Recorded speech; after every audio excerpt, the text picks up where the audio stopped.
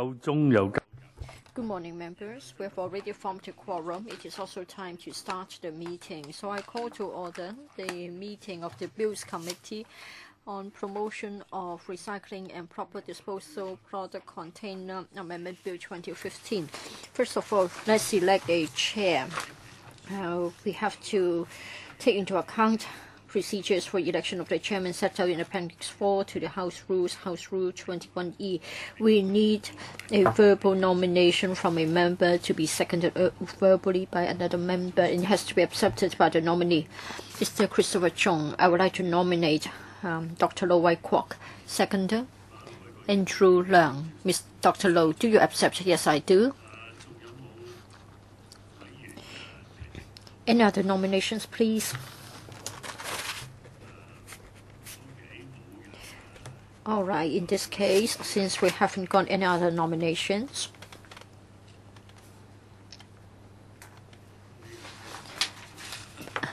I need to congratulate him. All right, Dr. Lo, congratulations. Thank you, Chair. Please take over.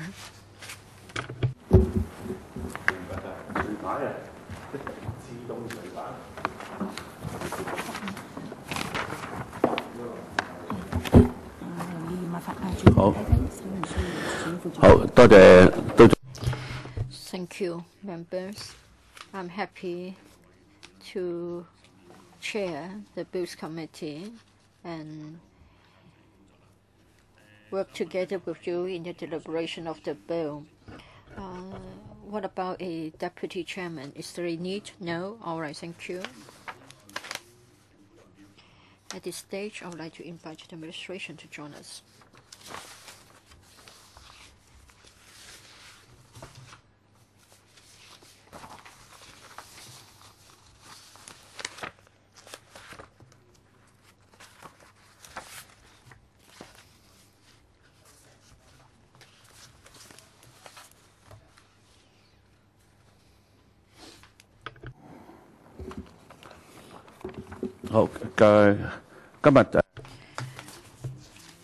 In attendance with the following public officers: Mr. Howard Chen, Deputy Director of Environmental Protection; Mr. Samson Lai, Assistant Director of Environmental Protection; Mr. Stephen Siu, Acting Principal Environmental Protection Officer. They are from the Environmental Protection Department, as well as Mr. Gilbert Mo, Deputy Law Draftsman, and Ms. Elaine Ng, Senior Government Counsel. They are from the Department of Justice. I would like to give the floor to the administration. Please give us a brief introduction of the bill, and then we can open the floor to questions. Thank you, Mr. Chairman. We are grateful to members for joining the Bills Committee. This is for the sake of providing a statutory framework to impose a mandatory producer responsibility scheme to include glass beverage containers. The details have been set out in the Council brief. I'm not going to repeat the details. This is about collection at source, recycling, and reuse. We have already set out the programs, and we welcome comments from you. For the bill itself, there are three parts. First of all, the scope. For the first phase of the producer responsibility scheme, it will cover glass beverage containers, that is glass bottles. Glass food containers will not be included for the time being because the stakeholders are concerned about the fact that glass food containers are more easily contaminated. It is not difficult to cleanse, and it will also affect the quality of the glass containers collected. For glass food containers, usually they are sort of used in the course of daily lives, and if we are to impose a levy, this may have an impact on the livelihood of the community. As a result of this concern, we need to study the matter further before we are to introduce the glass food containers in the scheme at a later stage. But at the same time, we are of the view that we welcome the surrendering of properly cleansed glass food containers. and the recyclers will also collect them and recycle them. And certainly, I want to talk about the duties of the industry.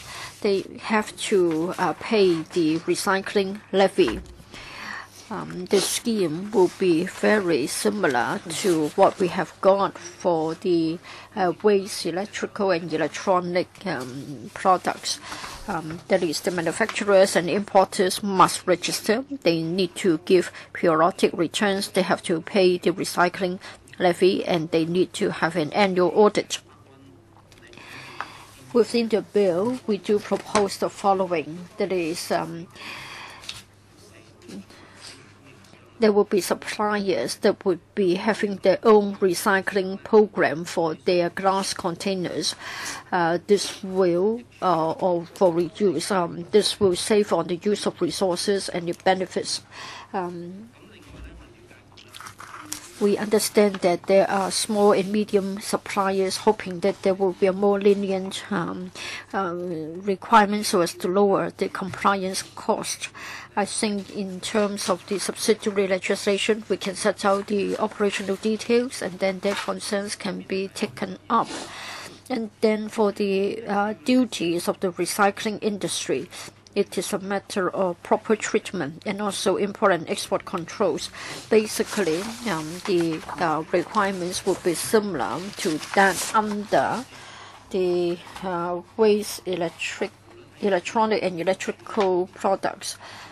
When it comes to collection, treatment, reuse, recycling, we need an permit regime just to make sure that the processes would be up to our standards and environmentally sound.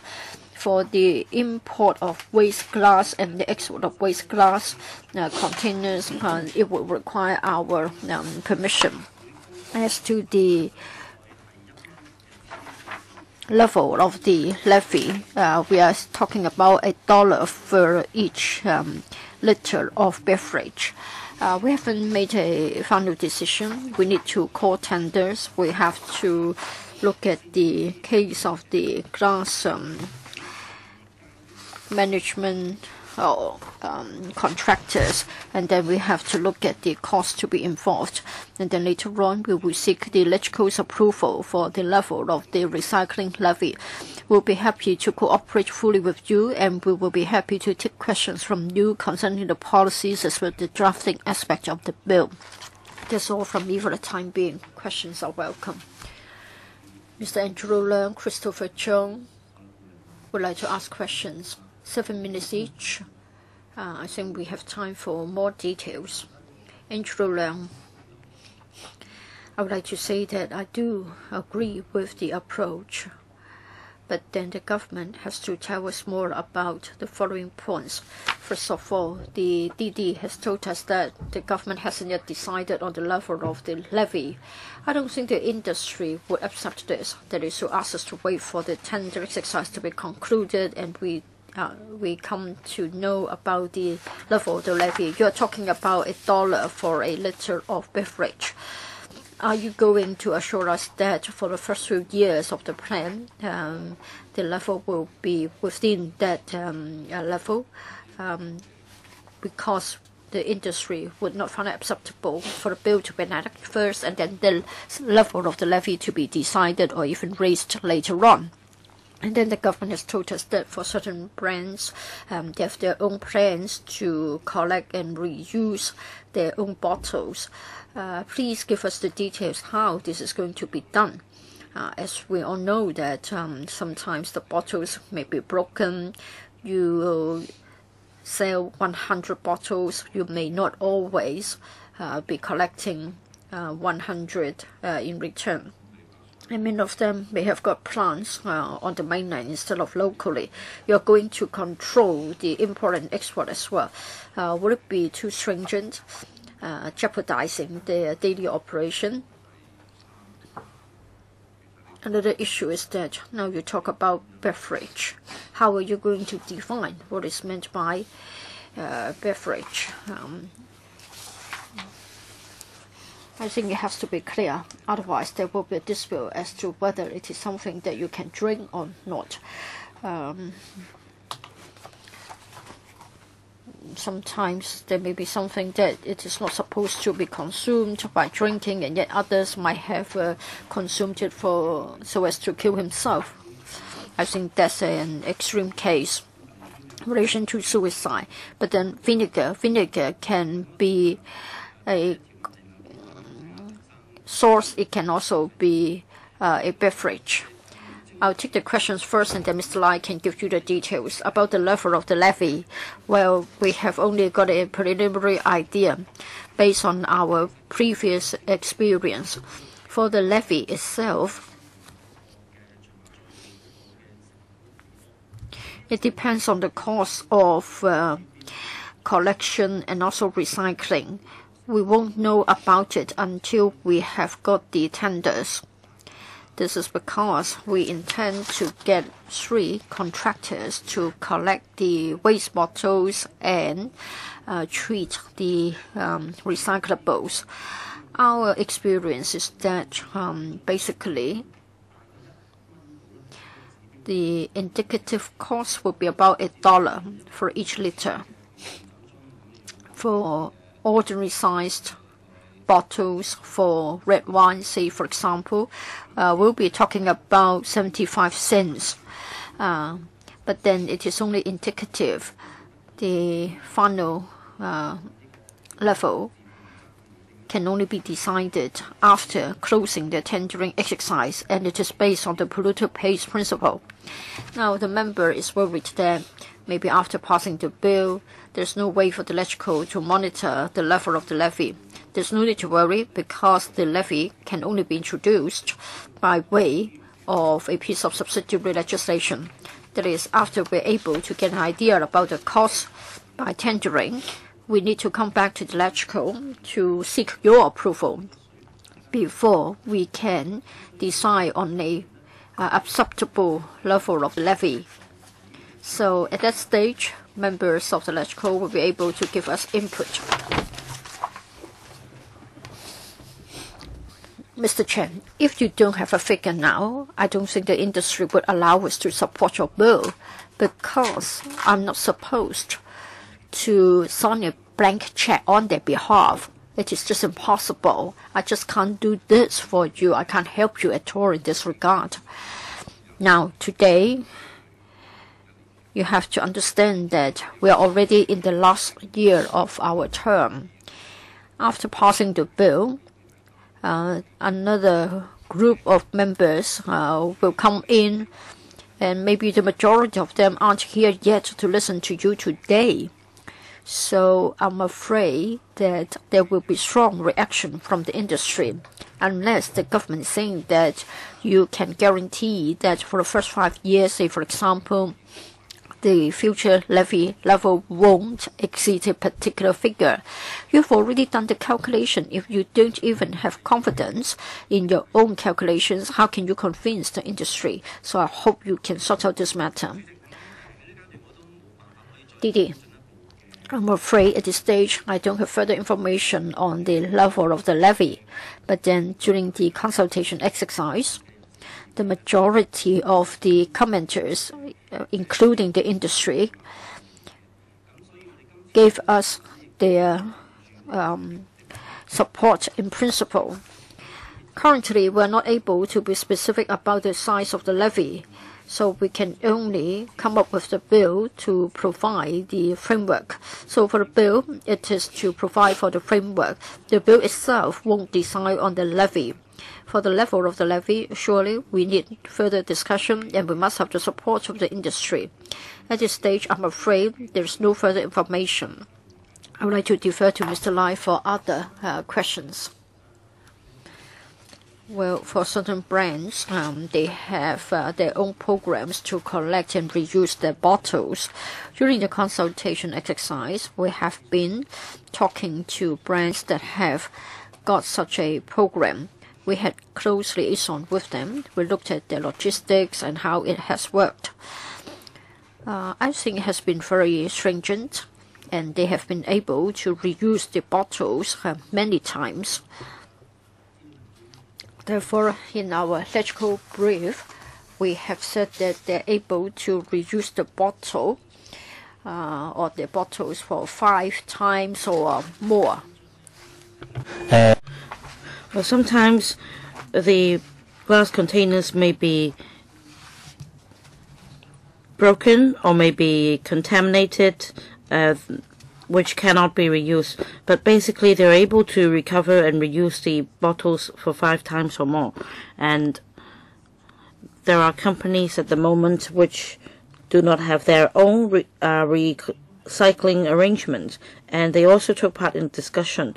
Some are considering that on collecting their own brands containers, the bottles will be exported to the mainland for further recycling, and this may cause levy to be charged, and we'll further look into that.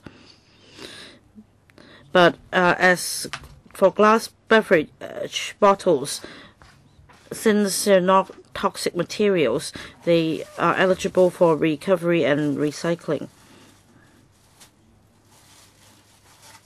And we don't think there will be a huge compliance cost for exit permits, and we'll continue to discuss with the industry. Now, across the industries, well, there are detailed definitions on containers for food and beverages, and as we conduct the business environment assessment, we have drawn reference to these definitions, and we're in close liaison with the industries, and I don't think there will be any confusion on the products.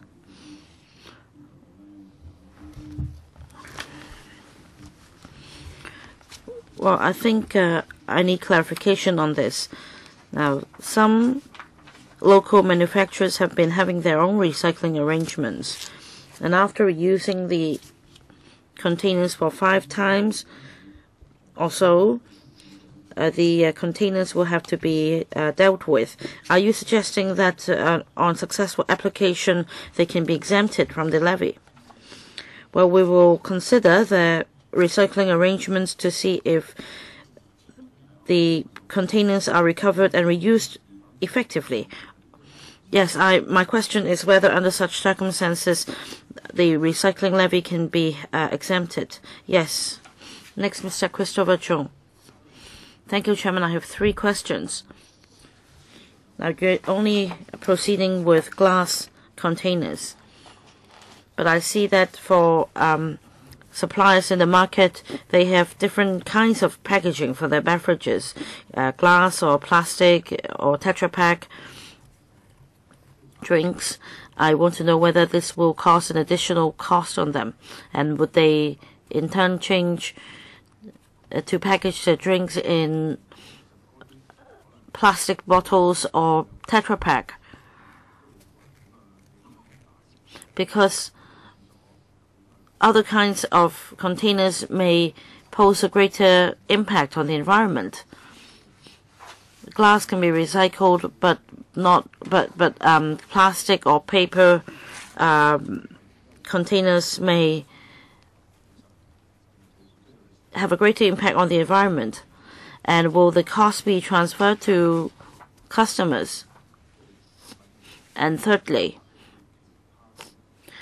this bill is on glass beverage containers. But do you have a timetable to regulate other plastic or carton box containers, for example, by imposing recycling levies or urging them to be recycled? Didi, we considered whether after we impose levies, local supplies will change to other containers. Now, most of the glass beverage containers contain spirits, and most of them will not change to plastic containers. So I think there is a small chance that the alcohol beverage supplies will change to plastic containers. But the ordinance in the future may also be extended to apply to other beverage containers. So this answers Mr. Zhong's first and third questions. As for the recycling levy, whether the cost will be transferred wholly to consumers, I think the market mechanism will determine it. For the polluter pays principle, under this principle, all users should share the responsibility of recycling the containers. But we hope that the share of burden can be determined via market mechanism. Now, when the supplier sells a bottle to the market, to a consumer, of course, they will also consider the market's response. Assistant Director. But I think we can also consider recycling arrangements, because under the scheme, we provide an exemption mechanism, and many manufacturers are considering setting up their own recycling arrangements instead of paying the recycling levies. So our consideration is to charge the levy at the level of supply instead of charging the consumers, having taken into account this factor. I think your answer is not quite clear. When you answer Mr. Leung's question, you talk about definitions, but in fact for vinegar and other condiments, they can be consumed as beverages as well. So how do you define whether it is a kind of food or a beverage?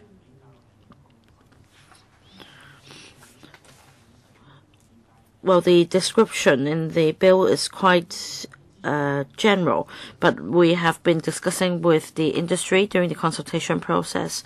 For example, for some health products, soup, whether it should be regarded as a beverage. I think in the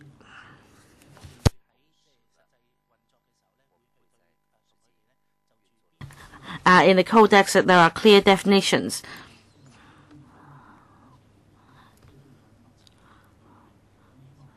So I think our classification system will be closely linked to the codex definitions. I don't really understand what you mean. Where should the line be drawn? Assistant Director. Perhaps we can go through the definitions as set out in the bill, so that we can see if the definition could sufficiently address the concerns. Now, we propose to amend the Product Eco-Responsibility Ordinance, and we propose to add Schedule 6, and we're going to add an interpretation or a definition for beverage.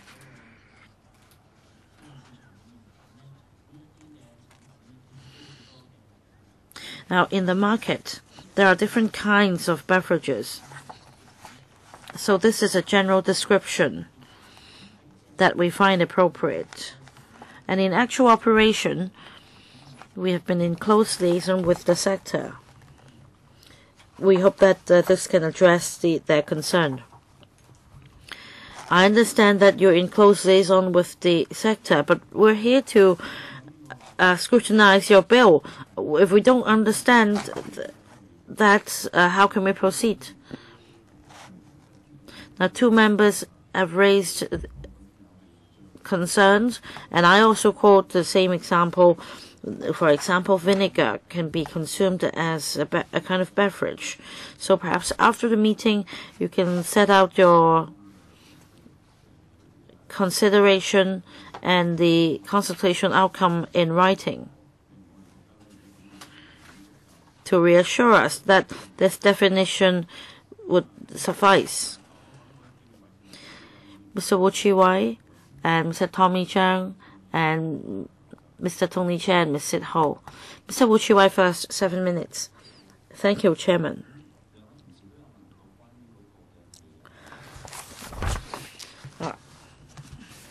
Now, other members just now asked about the level of levies.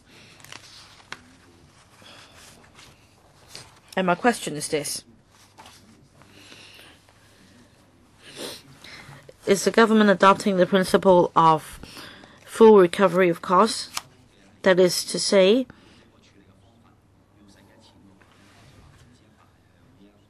once a recycling process is set up, is the government going to recover the costs incurred fully so that the cost is recovered 100%? And in para 19, it is said that there are a number of private operators with the handling capacity. So can I have more information on this? What is their recycling arrangement and their handling capacity? Third question. According to para 18 of the paper, in certain public works, recycled glass materials are being used, and about 500 tons are being used at the moment. But we're going to have a target of 6 million or 5 million tons annually. So will most of the recycled materials be used as a substitute for river sand? Or are there other ways to use recycled materials? And also a question on, it's a mathematical question. Now, if we have a target of 50,000 tons per year recycled, then adopting the concept of $1 per 1 liter container volume, I'd like to know how much will be recycled. Because if the cost is relatively small, then should we deal with the problem by way of enacting legislation? Or is it that there is another objective behind this bill?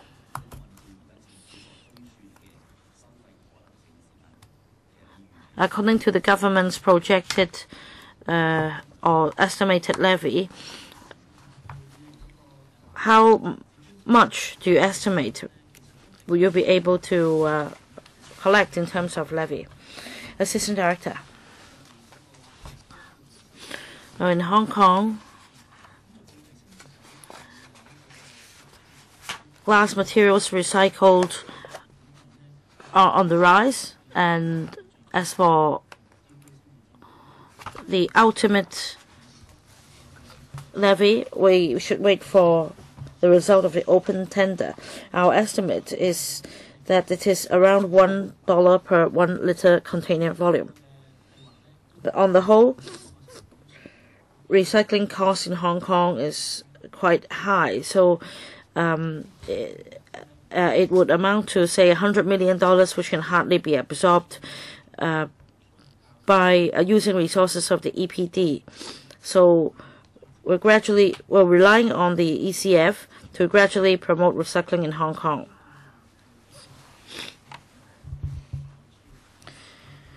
So our next step would be to wait for the open tender before we further assess the exact level of recycling levy. However, we should also follow the polluters pay principle. So this is more or less the approach or the way forward. As for whether we will further extend the scope, we will look into that. But as said in the paper, containers for food will be exempt at this time. I asked a very specific question. Chairman, please ask him to answer the question. Let me try to explain the focus of his question. Actually, I have the same question. I think Mr. Wuchiwai and other members here would like to know this. Of course, in terms of the recycling levy, you are using levies used overseas as reference. But the other question is whether you're going to fully recover the cost. All right, you have facilities for recycling. I want to know the annual handling capacity, the cost involved, and the value of the products of recycling, whether it can serve as a substitute for river sand, together with the logistics cost. For collecting them, so on and so forth. And this is so-called a business plan. It may result in a profit or a loss. So that has very much to do with the levy. So to save the planet, if you say that we should pay this cost to do this, then it is not unacceptable.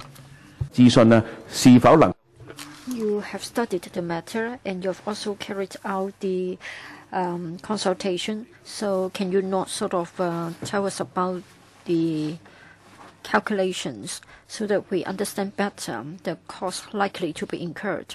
Maybe today you are not able to give us the figures. Maybe next time you can give us a PowerPoint presentation, and then you tell us clearly the factors that you have taken into account. Yes, Mr. Chairman, we'll try our best to provide the information. Well, a few questions are related to this matter, like the question about the level of the levy. Yes, let me continue. As to the processing capacity, currently the glass is crushed into appropriate sizes to turn into bricks or other construction materials. There are 2 construction material manufacturers having such a production line. I understand that some recyclers are investing in such facilities in preparation for this scheme. Now, with more glass bottles being recovered, the capacity will grow. I understand that for some recyclers, they may be exporting the waste glass bottles to Southeast Asia so that they can be reused. I think the capacity will be adequate when we try gradually to raise the level to the target recovery rate of 50,000 tons. Now, whether this will be adequate for our public works, it all depends on the demand and supply. Currently, at the community level, most of the glass bottles recovered have been recycled into bricks. Some of them have been used for the purpose of testing. We need to collect more bottles before we can use them in public works. But then crushing them into film material, it itself is viable, feasible.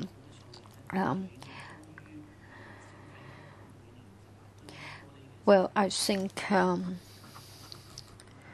we have much more demand for such film materials than the 50,000 tons daily capacity that we've anticipated, or the 100,000 tons generated. So you're talking about having the capacity. Well, this has been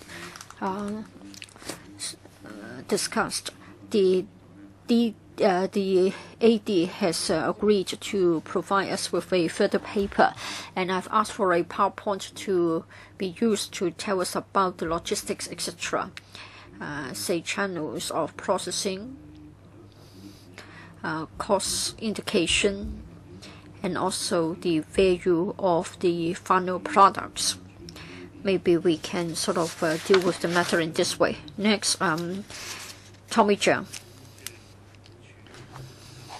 For the EPD, I never have any good impression about them. For the 20 years I've been engaged in politics, So whenever you think of a plan, I don't think you have got environmental protection in mind. I think you just try to make money out of it. So I do have grave reservation. As long as you are silent on the level of the levy, and you say that we have to wait for the subsidiary legislation, then please recall what we did in the year 1993 when we passed the bill concerning the surcharge for industrial effluent.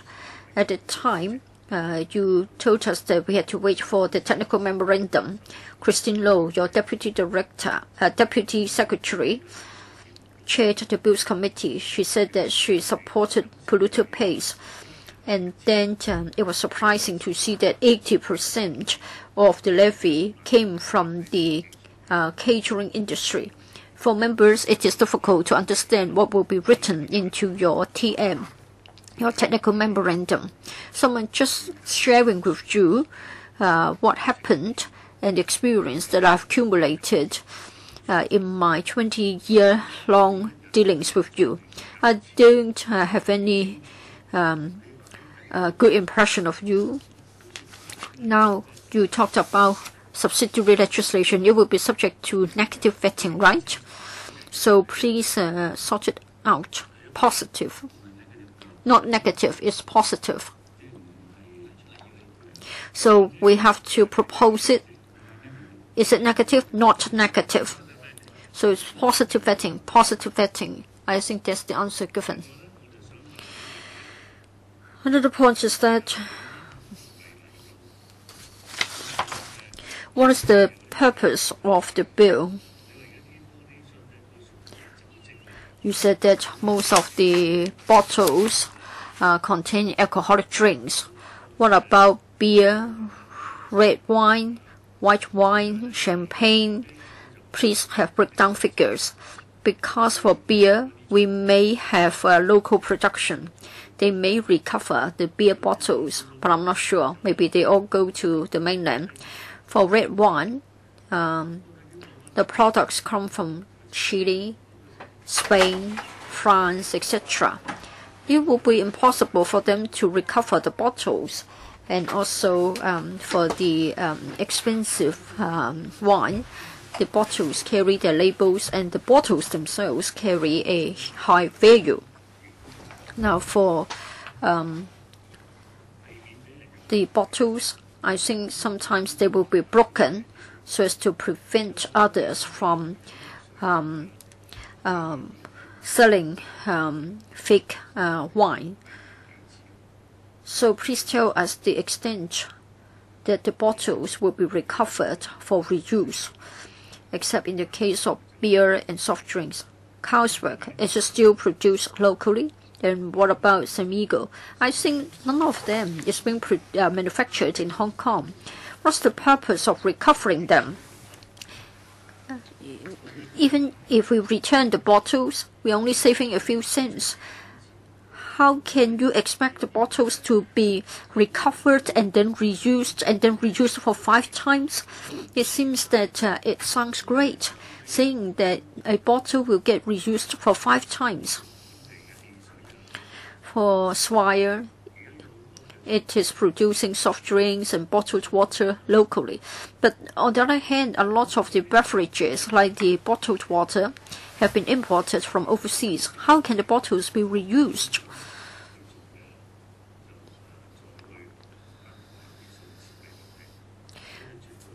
So please come back with more figures. I don't think I am going to support the bill because you are just disguising this exercise to make money. My industry has got a lot of glass bottles. Come and recover them. I can easily give them to you in a huge volume, but you're not willing to take them up. Now you say that we can work on 100,000 tons. But at most it would be 50,000. How come that for the catering industry we are just allowing the empty glass bottles to lie everywhere? If they have a value, I think they won't get left here and there. If it is valuable, you come and get them. In the past, we used to scold the government for failing to do anything about it. The Highways Department was not even willing to use the eco-pavers, and yet you come here to talk about the value of the waste products. I think it's just nonsense. If you want to make money, please don't have any disguise. Don't say that the levy can only be decided when you understand the cost. We were using Cantonese to talk about the content of the bill, but how come they suddenly turned to use the term in English, beverage? I don't think soup can be regarded as beverage. I'm sorry, maybe my English is poor, but can soup be regarded as beverage? So do you know what you have written into the bill? You need to make yourself clear. Members have been asking for a definition.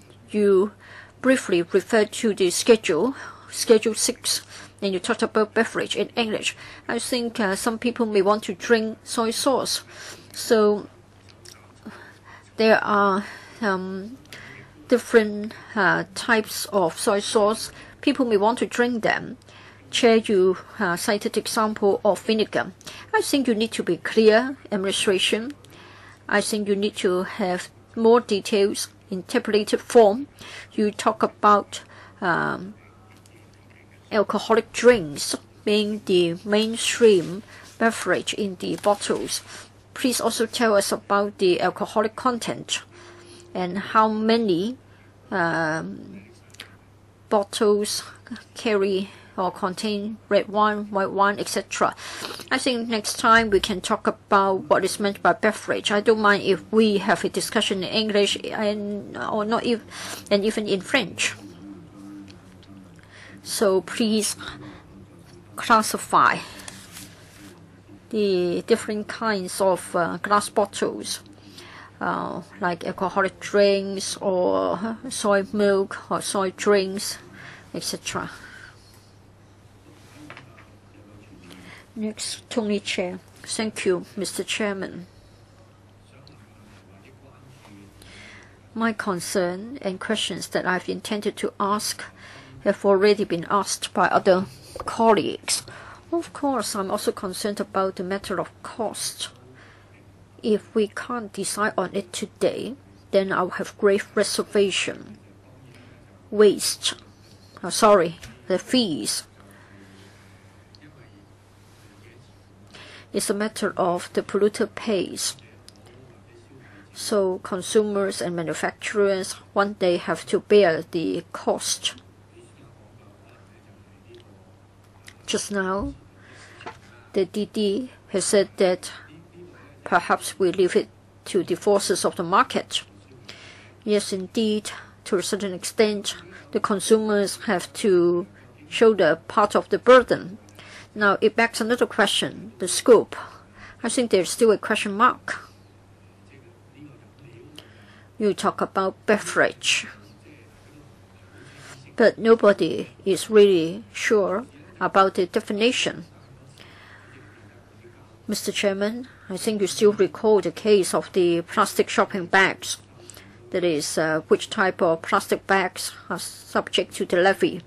I think we spent a lot of time to discuss the matter, and many members asked many questions. We were unsure as to a particular kind of plastic bags will be subject to the levy.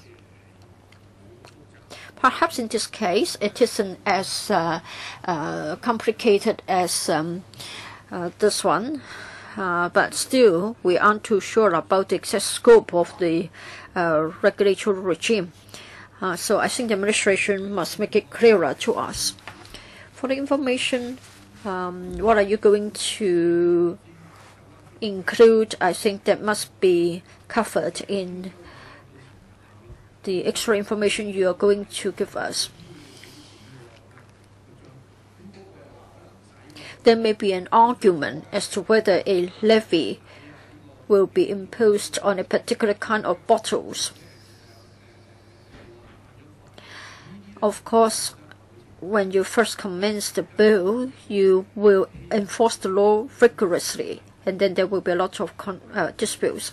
Of course, ultimately, we want to save the planet, but if you can't achieve the purpose while causing nuisance to the citizens, then you won't find enough support. Recovery. I'd like to have more information on reusing the containers. Let's say if it's glass container for water or for soft drinks, then it's easier. It may be reused for a number of times, or it may be used for other purposes. Coming back to the point of levies, I say if it's turned into eco-pavers or bricks, if you want to promote its usage, the costs involved may be different and the implications may be different. Now, let's say in the construction industry, if they're required to implement green measures in the market, there may be some who would like to avoid the trouble. Buying a new bottle may be much easier than reusing an old one. So do you have a plan? Because people would come up with alternatives. Let's say for glass container, maybe, I don't know whether there'll be any definition on its constituents. Well, what if some chemicals are added? Would it still be regarded as a glass container? Well, ordinary consumers may not have a very clear idea about it. They may only say yes to levies. I don't know ultimately the effectiveness of the plastic shopping bags scheme. You need to have a comprehensive plan. Now, the public may also feel the same, that you only want to charge levies.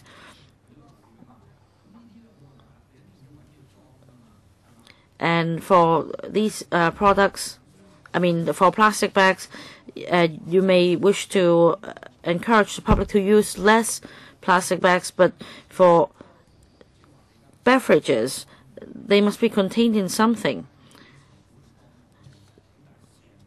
So as far as money is levies are concerned, maybe it comes as a form of subsidy. What is important is to promote environmental protection. Sometimes glass containers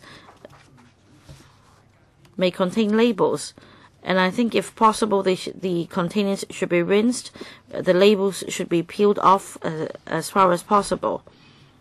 I want to know your philosophy. Otherwise, if we say yes to your bill,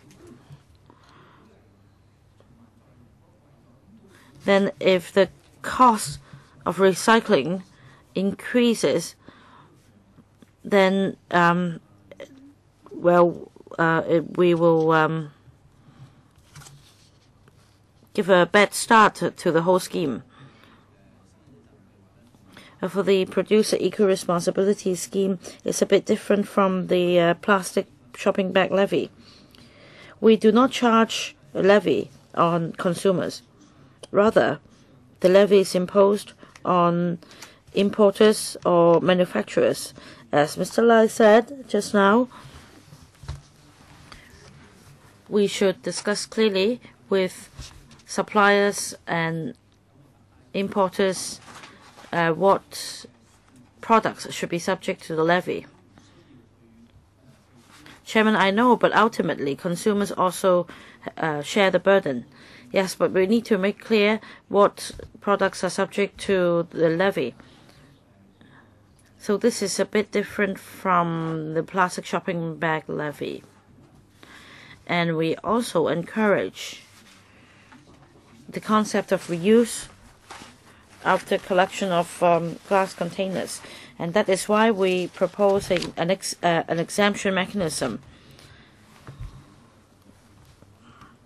if the manufacturers have their own recycling arrangements which are feasible, they are exempted under the mechanism from paying the levies. But as mentioned by members just now, many beverages are imported into Hong Kong, and it may not be feasible for glass beverage containers of these brands to be collected for reuse, and therefore we encourage recycling of these containers into other green products. And so far, from what we see, there isn't much a problem. Vide, can you also give us information on this? The rate of or the percentage of recycling, because if the supplier has a local supply chain with its own beverages and glass containers, then they can have their own recycling or reuse arrangement. Soy milk drink, etc. I think you can give us this information as well. Chairman, I'd like to have this supplementary information on promoting environmental protection among consumers. As I said just now, consumers may not know that the manufacturers have factored in the cost for recycling in pricing the commodities. So I think the most important point is to promote environmental protection. Like in other countries, this is the philosophy. And what happens if the glass bottle is broken? You need to have a comprehensive plan. So something about publicity and public education. Yes, at the consumer's end, if they can separate waste and categorize them for collection by the manufacturer for reuse, this is also our focus. Ms. Sit Ho, followed by Mr. Ray Chan and Mr. Kwok Wai Kang. For the second round, we have Mr. Wu Chi Wai and Dr. Kenneth Chan as well. Ms. Sit Ho, please. 7 minutes. Thank you, Chairman. A question on the electrical brief, para 2. In 2013, you gave us a figure on the amount of glass beverage containers sent to the landfill. That is about 166 tons per day. Is this figure accurate? Maybe next time, when you give us a PowerPoint presentation on quantities and cost, you can also update us on the figures. Next question on the levy. It's around $1. In fact, it's been discussed for some time already. We've been talking about recycling of glass material or glass beverage containers since the last term of government. Why is it that it's taking you so long to come up with an estimate for waste electronic or electrical equipment? I understand that because of different electrical or electronic products and the components inside, the cost for dismantling these products may be different. As for glass beverage containers, well, they differ only in size, am I right?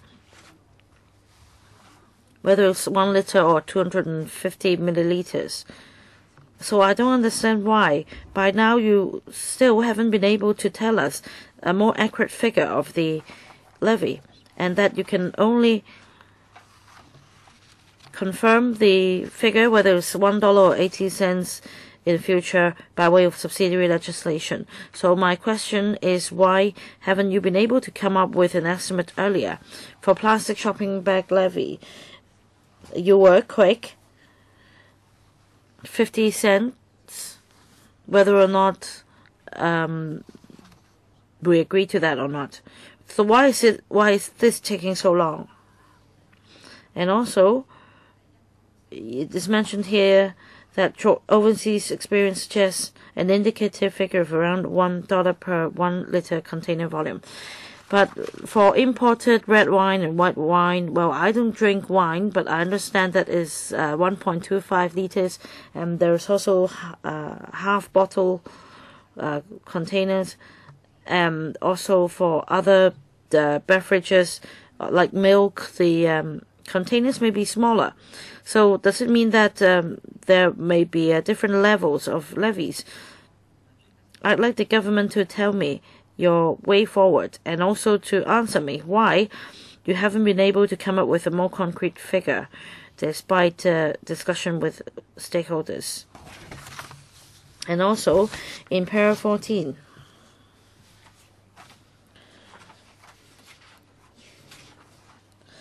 if exporters of waste glass containers state that if they can demonstrate that they will properly reuse or recycled the containers, then they can get a permit. Well, for waste plastic materials, subsequently it was known to the EPD that the estimate was 10% high. I mean, the 10% lower than the actual cost. So if the CNED doesn't follow up on whether the glass containers will be recycled or not, I mean, in the whole, as far as the whole mechanism is concerned, how can you ensure that these cases will be followed up on? On import and export of waste glass containers, well, the law currently requires some control over import and export of waste glass containers. So it's not a specific arrangement. For waste glass containers, they are, any export or import of such is subject to a permit control. For each batch, they're required to apply to the EPD, and in that sense, we will be able to confirm the quantity and roughly what the glass containers will be. On the other hand, for waste plastics, currently there is no permit system. That, yes, why not? We can consider that later, but this bill is about regulating the waste glass containers, and we have a permit control system for import and export of the containers. Well, of course, waste plastics is not dealt with in this bill, but if the system is as good as it sounds, and that waste glass containers import and export are subject to permit control, why can't we do that for plastics, waste plastics as well? Why is a waste plastic sent to landfill? Because I need to challenge Mr. Chan's answer. Why can't we have the same permit control for waste plastics? Chairman, in regulating any kind of waste, we must have a comprehensive plan. So for glass containers, we're not only looking at import and export of waste glass containers. We have a regulation over storage, import, export, etc. This is a comprehensive plan. So the same applies to waste plastics. We cannot only impose permit control on import and export of waste plastics. We need a holistic plan. Now, as to how long, why it took us so long to come up with an estimate of recycling levy, in the open tendering process, the contractors would be able to give us a ballpark figure on the cost of recycling, so that we know roughly the costs entailed, so that we can come up with an estimate of the levy, because we seek to recover costs. And we need to have a framework. We need to have a legal framework before we proceed with tendering. So the framework is that according to overseas experience, the figure is around $1. We need to calculate the cost before we finalize the level of levies. But we want some information, as we mentioned last time in a supplementary paper, and we hope that next time you can give us a PowerPoint presentation. I understand that you have yet to confirm the level of levies, but I suppose you have engaged a consultant in drawing up the bill, and there must be some assessment or projection before you draw up this bill. I understand that maybe when open tendering takes place, you may find that there are no bidders because it's not really a business opportunity. It's not a profitable business. But many members today have asked the same question. We need to know the justifications for suggesting a $1 levy, so that as gatekeepers here, we would know the reasons behind setting the level at $1. 市場力量呢 I think it has been stated in paragraph 4A that we cannot rely solely on the market forces. Now, on the other hand, you think that you want to call the tender exercise, you will let the contractors calculate the cost and then give you the feedback.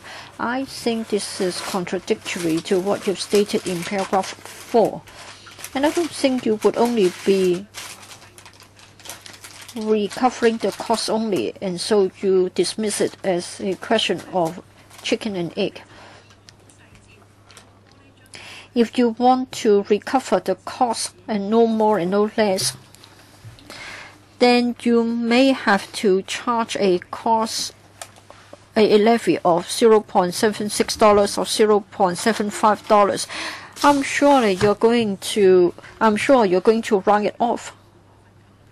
So first of all, please answer the question: will there be a tiered levy mechanism?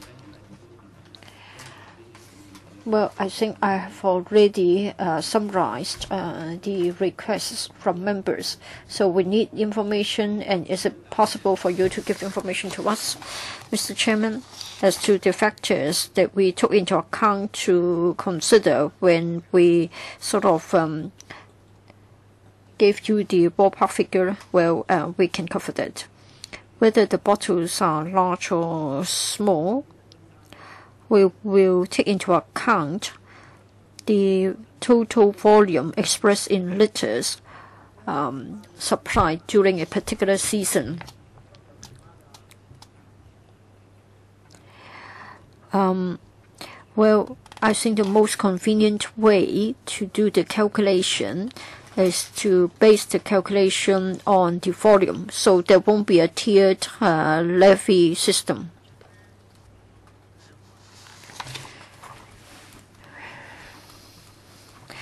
This is not quite the same.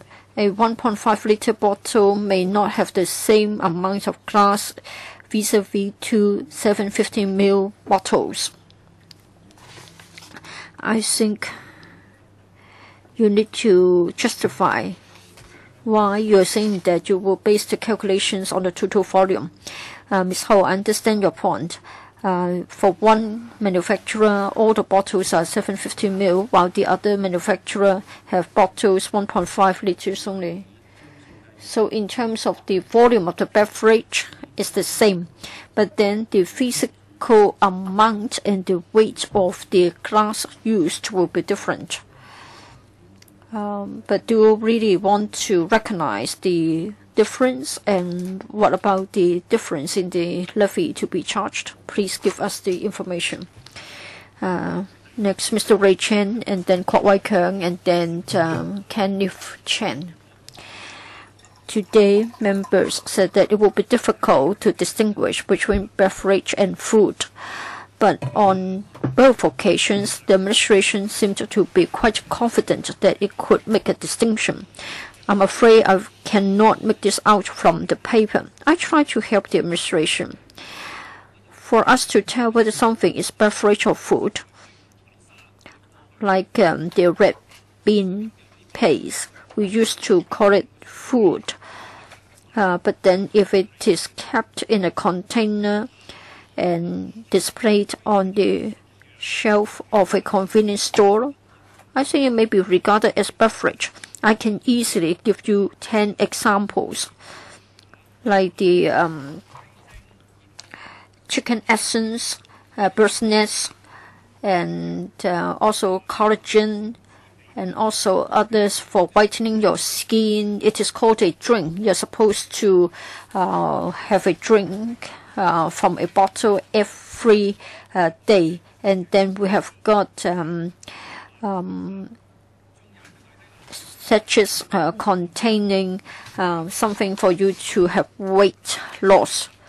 And then there's also another problematic thing, because it's now in a paper container, and the advertisement talks about a snack that can be drunk. So maybe we can sort of talk about the various examples, or you can give us the principles, or you can try to be relaxed. Say, for example, for Coffee Mate, you are not going to consume it by drinking it. You will mix it with your coffee, and maybe you can call it a condiment or what. Now, if you leave it to the manufacturer to make a declaration, if, say, on this occasion it is declared as food, and then it can be exempted. The chair talked about the case of vinegar. In fact, I've got a friend who imports vinegar. And for soy sauce, of course, we've heard people drinking soy sauce. It is good for your health. Yes, make you give you longevity. And then for soy sauce, it can fetch a high price. And in fact, it is a very high class product, just like red wine. And then for traditional health food, it depends on what you call it and how it is contained. It may be kept in a porcelain container, which looks like a bowl, but then I think the administration must share with us all such consideration. Maybe you have already thought about that, but I think you need to tell us about the principles. And then the size would also matter. Just now you talked about $1 for a liter, but then we have got energy drinks or beauty boosting drinks. They are very small in size, at most dozens of cc. But then if you charge $1 for a liter of beverage, would it work? I hope the government will think thoroughly. But of course, you also talk about other containers or containers of other forms. I think even if it is only a very small file, as long as it is made of glass, I think it will be caught by this bill. Have you given full consideration to all sorts of forms and shapes? For very small sized containers, will they be covered as well? And then a word on the exemption. You have said that someone can declare and say that the bottle will be reused for at least 5 times.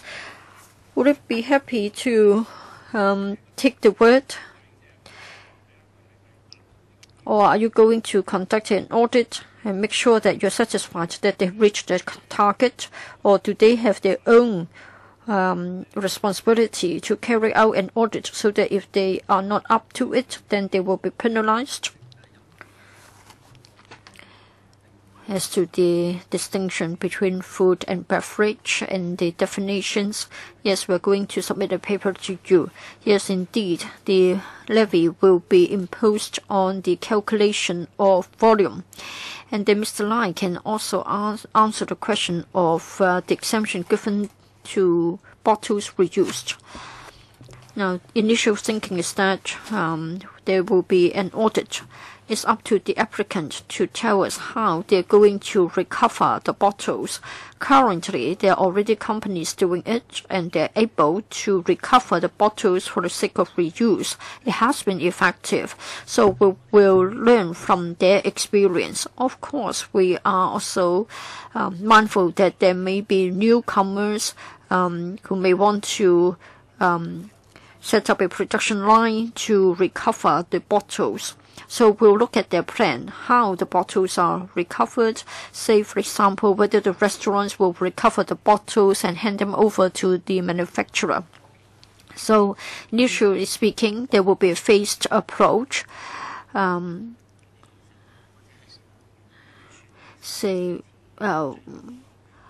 Whether they're able to meet their targets. And if the recovery rate is lower than they have expected, whether we can do something about it. I think there will be a review mechanism. Say, for example, someone is new to the industry and he hasn't done it in the past, he can still ask for exemption, right? There will be an audit to check the effectiveness. Say, for example, someone may say that the bottles can be cleansed and reused, but unfortunately, all the consumers just dump them in the dustbin and none of them has been recovered. Then what will you do? Well, on a yearly basis, we ask for an audited return to understand the rate of recovery. Kwok Wai Keung and then Dr. Kenneth Chen. Mr. Kwok. For this bill, I think I've got quite a lot of questions.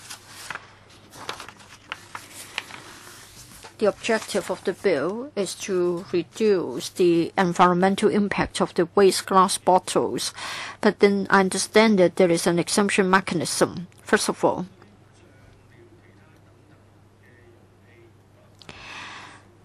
if we cover the beverage containers first, what about the food and sauce containers?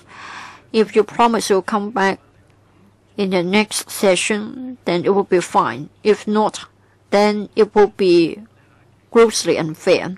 So when do you plan to launch the second phase, that is covering glass containers for non-beverage items? Mr. Chairman, I think we need to enact the bill for beverage containers first, and then we have to learn from our experience, and then we'll decide whether it should be extended to other containers. So you won't come back so soon. It depends on whether this is going to work. What happens is that we know that it is harming the environment, and yet you are going to exempt 1/3 of them because we have got 160 tons of glass bottles for beverage, and then we have got 80 tons of food and sauce containers. So you're exempting 1/3 of the total generated. And then you have a flimsy justification concerning the exemption of food or sauce containers. You say that it may contaminate the environment and it will affect the livelihood because the price may go up. But then to save the environment, you need to have it you have to apply this scheme consistently instead of finding a way to dodge the difficulties. You have never been able to tell us about the cost of recovery and recycling. I can imagine that for beverages, the levy would more or less be $1 for each liter of volume.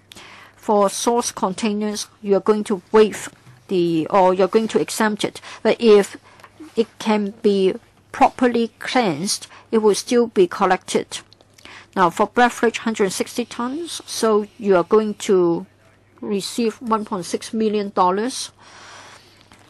Now you're going to educate the public, saying that we need to cleanse the bottles properly before recycling them. If more and more people are willing to follow your advice. All of them are turning up the glass containers after cleansing them properly. So you collect a certain sum of money, and yet you have to work on much more than the expected volume. So you are only expected to deal with 160 tons, but at the end of the day, the contractors may have to process 200 tons. So that would have an effect on the cost.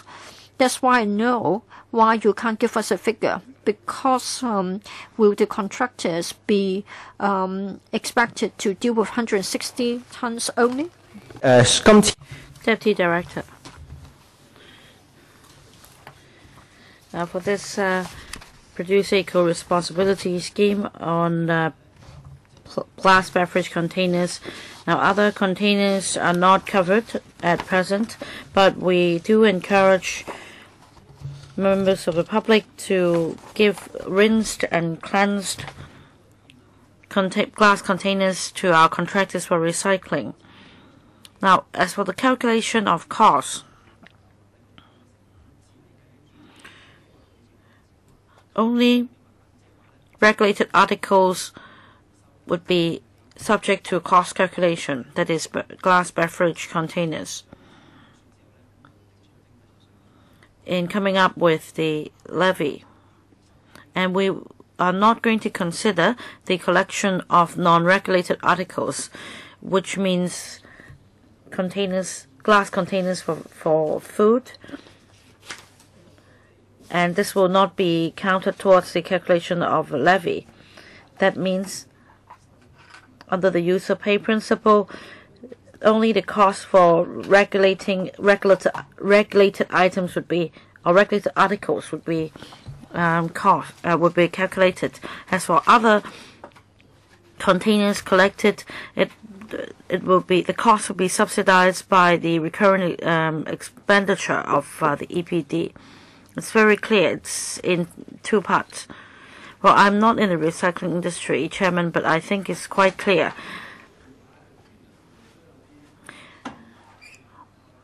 When glass containers are collected, staff will be deployed to separate. Will staff be deployed to separate regulated articles from non-regulated ones? I don't think so. In the end, I think that the government would tell the contractor to process all of them. I don't see under what circumstances staff will specifically be deployed to weed out non-regulated articles from regulated ones. And also, I'd like to know the views of the recycling industry. Don't leave it until the open tendering. How many recycling companies are now engaged in the recycling of glass beverage bottles? And do you have some figures about the amount recycled?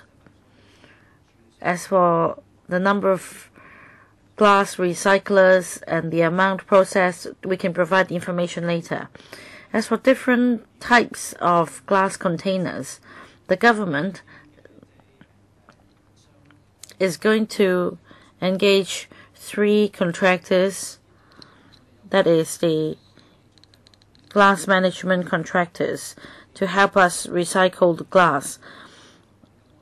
And they're required to keep records of regulated articles and non-regulated articles, and the EPD will require that auditing be done in order to come up with an estimate of the cost, and this is done in accordance with the contract. The 3 contractors are regulated by the EPD. I think you can also explain in writing what happens if the 3 recyclers or contractors collect regulated articles as well as non-regulated articles. Any implication on the cost? let's say if they recycled glass and turned glass into bricks or eco-pavers, this is one kind of beneficial use. So give us some information. Dr. Kenneth Chen, followed by another member in the second round. Our meeting should be adjourned at 10:30. Do we need to extend the meeting by 15 minutes? No? I don't think so. You finish your question, then it's Mr. Wu Chiuai's turn. Dr. Kenneth Chen. I think we would all agree that gradually and by phases, the producer's responsibility scheme should be extended in scope, because otherwise we would need more incinerators and landfill extensions, and that's another kind of social cost. Now, just now, other members asked questions reflecting the community's views. Perhaps they're not very familiar with the operation, and perhaps the industries involved may be concerned about the increase in compliance costs. And stakeholders include importers, exporters, and suppliers. So perhaps let me ask some questions, and I wait for the government's reply next time. For example, for Clause 37, the local suppliers are required to provide annual auditing of records, or that they will be in breach of the regulation and be subject to a level 5 fine. But for SMEs which import wine, they are concerned. They want to take part in recycling as well. They don't want the glass containers to be disposed of at landfills. And yet they are very concerned that the bill will pose a greater burden on them in the future.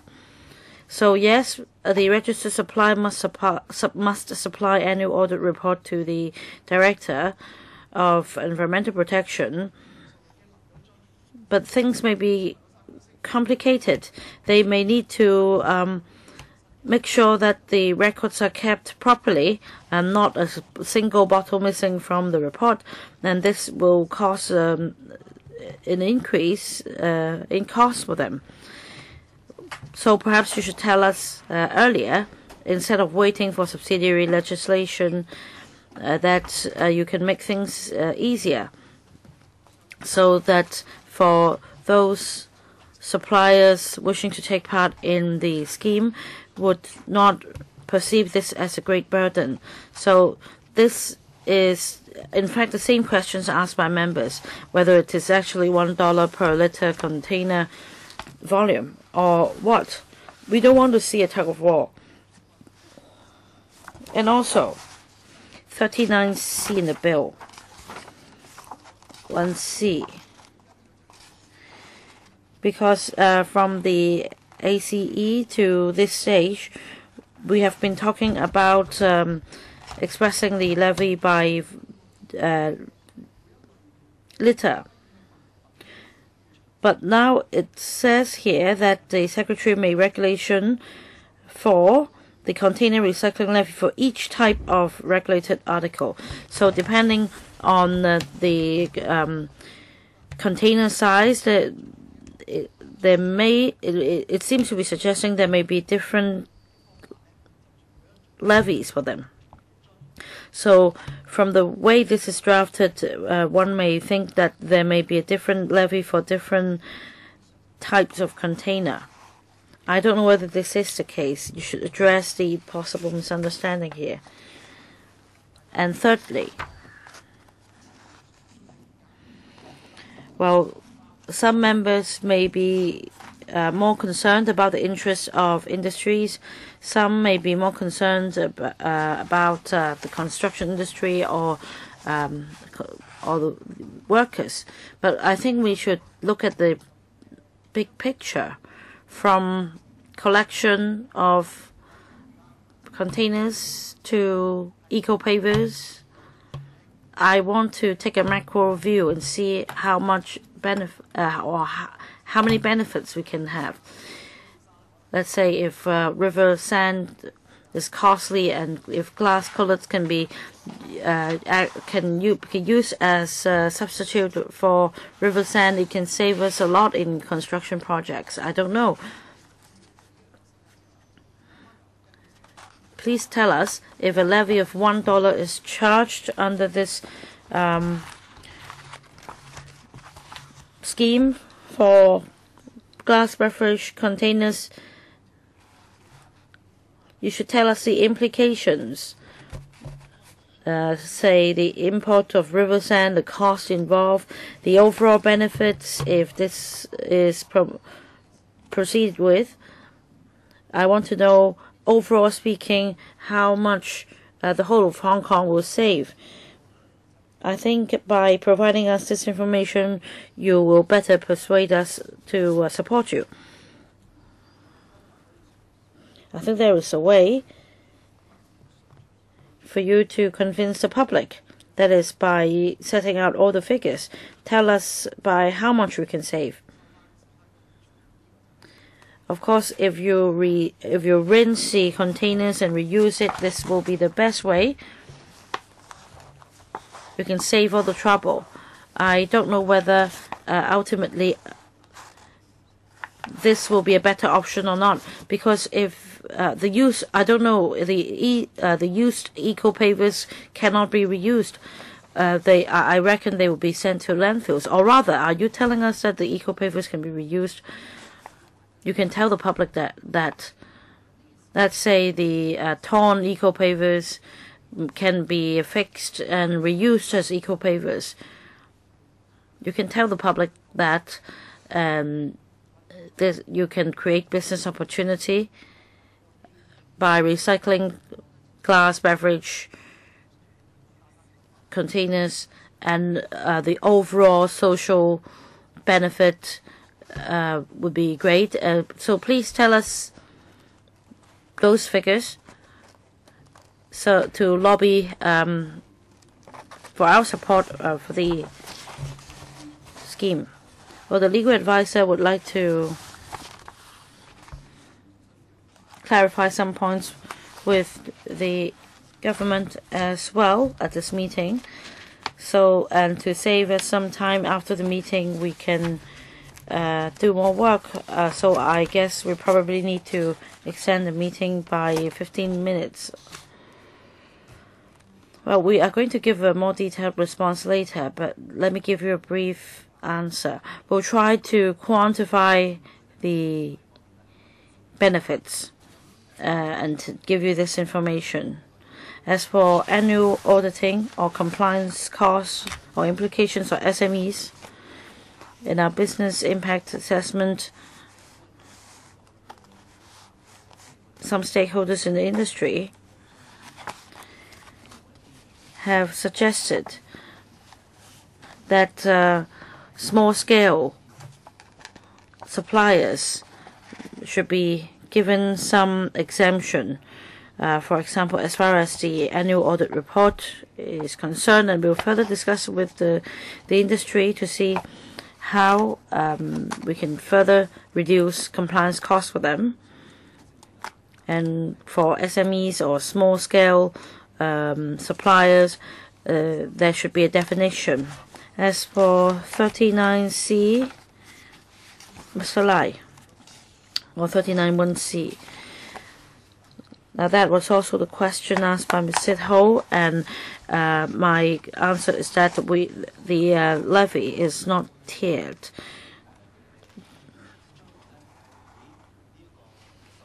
Now for 39(1)C, it doesn't only target glass beverage containers. The scope may be extended in the future. So here we don't stipulate that it is glass container, only regulated article. But there is there isn't a tier structure for levy. Mr. Uchiwai, second round.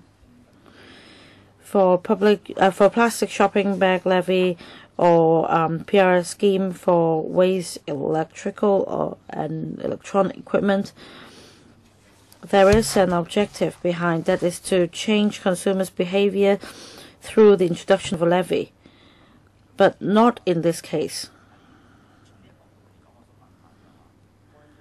So my question is this. In your policy consideration, would you agree that imposing a levy on glass beverage containers does not seek to change consumers' behavior, and in the future you're going to engage glass management contractors?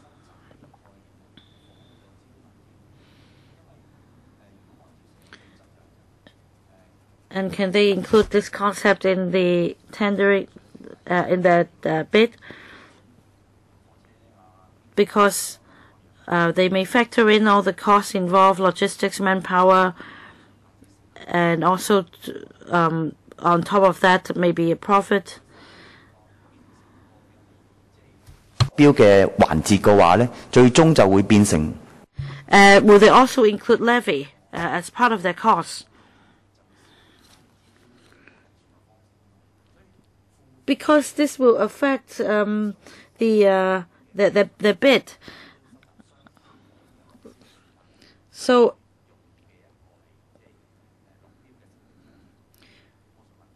my question is whether the tenderers can factor in levy as part of their costs. 計算過呢，就係無論係遵從成本好，行政成 compliance costs, administrative costs.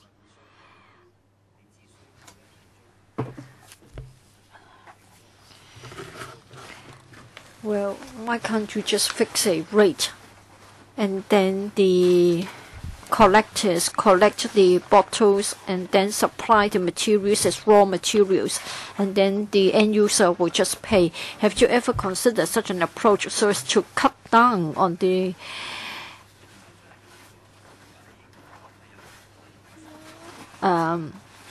requirements, like they need to check compliance and also the cost paid for the job of auditing? Otherwise, the cost will grow out of proportionality. Mr. Chairman, for this producer responsibility scheme, it is still working on the basis of polluter pays.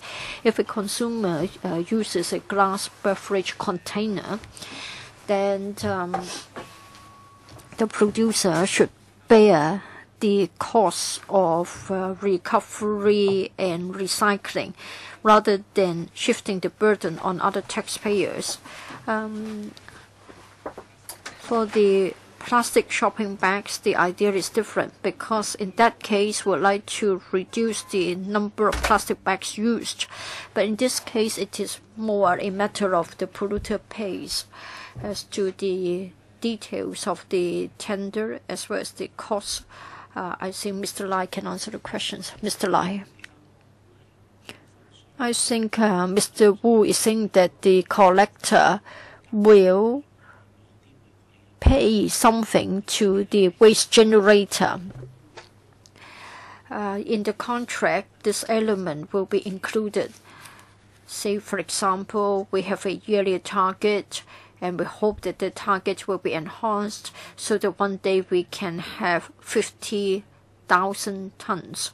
And for the contractor to meet such a target, maybe the contractor has to pay for the bottles collected or pay an incentive to a waste generator which is able to turn up a large volume of glass bottles. I think next time you need to explain more. I think we have to encourage the consumers to return the glass bottles back to the logistics chain so that the bottles can be reused and they can be recycled. Otherwise, while you have the levy, yes, consumers may think that they have already paid for it, and so they may not care where the bottle will end up. Maybe it will just end up with the rest of the domestic waste, and then you may have to get somebody to retrieve it from the domestic waste, or if that can't be done, then the bottle will just end up in a landfill. If I may follow up on what has been said by the AD, if the contract carries an element of a reward or incentive or paying for bottles collected, if that all goes towards the consideration of the cost, then first of all, then there will be an invariable in the cost of collection, because you hope that within a short period of time a particular target may be reached. If it is not reached, then there may be a penalty. In this case, assuming that I'm a collector, a recycler, then I will say that I want to be specific. And then if it is also a strategy to pay for collection of glass bottles, why can't you make it more direct? You have got the contractors who have the facilities to recycle the glass containers. Please come up with a payment system so that the waste collectors can collect the glass bottles as well as other waste items. Now, currently, glass bottles don't fetch a value in the market, and that's the crux of the matter. So have you considered and compared different approaches? Mr. Wu's question.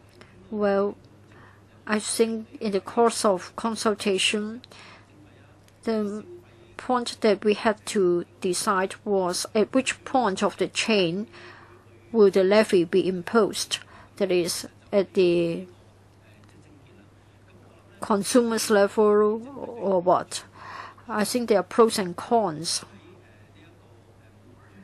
If we are to do it at the end point, there will be a lot of difficulties.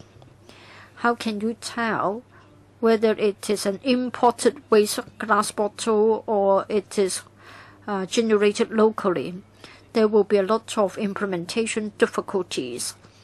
We talked to the industry, we carried out the consultation, and we believe that as far as cost is concerned, we can do it at source, that is, at the point of importation or manufacturing. And it will be cheaper to implement it. Well, I haven't challenged the idea of imposing a levy at source, but then you are trying to create a logistics chain. I want you to compare the following. That is, you pay for it. I think the question is clear. I think Mr. Wu is not saying that we shouldn't charge a levy at source, but I think he's considering the logistics chain. I think Mr. Wu would like to encourage the recovery of the bottles, and you also like to create business opportunities. You hope that the chain will be smooth, and you hope that we can encourage reuse and recycling, right? I think the question is the same. That is how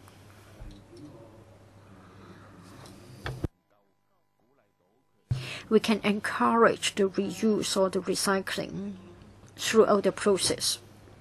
Well, going back to Mr. Wu's question, I think we have to look at the cost before we can decide on the levy, and the cost would depend on the volume. For individual recyclers, we have got 2,000 to 3,000 people engaged in the recovery of glass bottles. They may not achieve a cheaper cost than having 3 glass management contractors because they can suppress the cost as a result of economy of scale. Therefore, a contractor dealing with it on a large scale would have a lower cost than individual small-scale recyclers.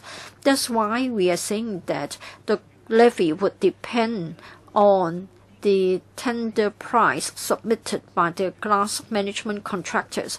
Of course, the glass management contractors can cooperate with smaller scale recyclers for the recovery of the bottles.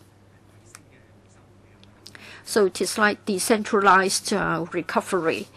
But we can't just rely on individual recyclers and look at their costs to decide on the levy. Multi-layer contracting will create many more problems. Well, I think there has been a very interesting debate today. I don't think we can ask all the questions and get all the answers in one single meeting. I think the majority of the members concerning the proper recovery and recycling of bottles or reuse of the bottles, I think you have our support.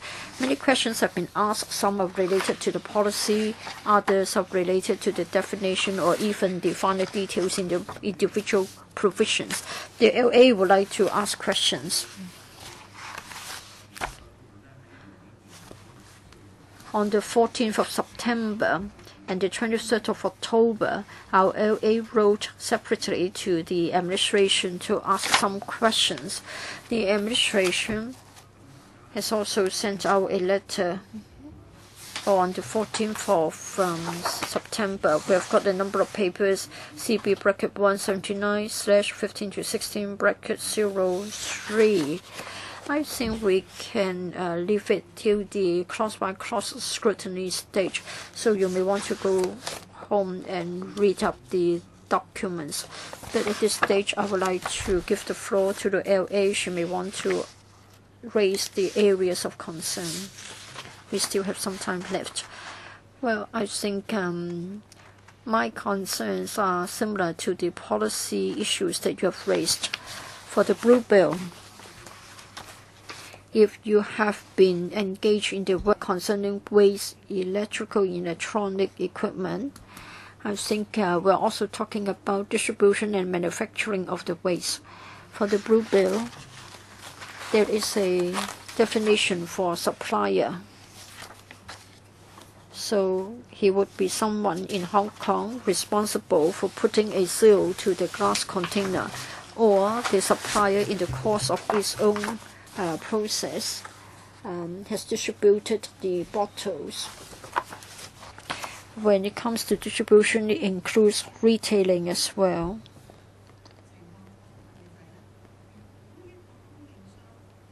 My question is, if we have got a supplier, now according to your definition, in Part B, he has to be an importer. Then he's a supplier, or if he seals the container, then he's the supplier. Would there be such a case that is, we have got a supplier, he is not responsible for importing it?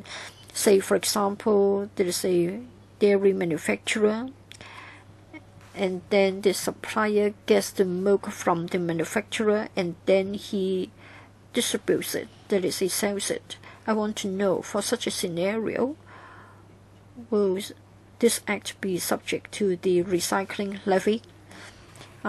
According to the definition of supplier in the Blue Bill, I think it involves the cross-by-cross scrutiny. I'm sure it's a question for that stage. I don't think we have time for the answer today, so maybe at our next meeting, the administration can provide an answer or do so in writing. Ms. Sit Ho. I'm grateful to the Secretariat for coming up with a list of deputations. Yes, I'm going to handle that.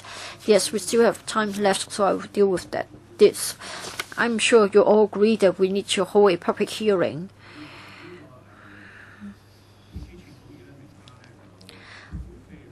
The Secretariat has come up with a proposed list of deputations to be invited. It is not exhaustive. I've also got some names in mind as well. We are going to put up a notice on our website, and we're going to extend our invitation to the 18 district councils.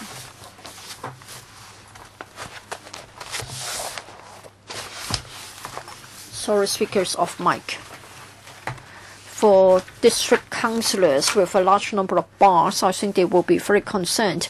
It is really noisy when the bottles are collected. So in the past, some district councillors have expressed concerns. Yes, letters will be sent. Date of next meeting. We'll come to that, but should we have a meeting in 2 weeks' time? Or do we need more time for preparation? Now, we may not receive deputations on that location. Maybe we can have another meeting first, or would you rather receive deputations first? Fine with me. We can go, these two can go in parallel. But we need to prepare some information and do some analysis and prepare a presentation. We may need more time. Perhaps 2 weeks are not enough. So we will discuss the date for our next meeting. Or maybe we will just respond partially to all the questions. Maybe you can give us response in writing later. Meeting's adjourned. Thank you. 我都有2格。